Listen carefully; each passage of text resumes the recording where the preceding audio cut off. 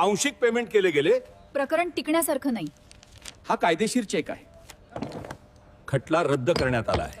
नमस्कार मित्रांनो, आज आपण 138 निगोशिएबल इन्स्ट्रुमेंट ऍक्ट या कायद्याच्या संदर्भात व चेक बाउन्स केस मध्ये काय महत्वाचं आहे याबाबतची माहिती आजच्या व्हिडिओच्या माध्यमातून घेणार आहोत.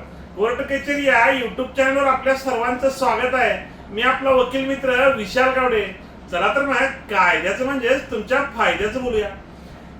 नुकतंच माननीय सुप्रीम कोर्टाने एक निकाल दिलेला आहे.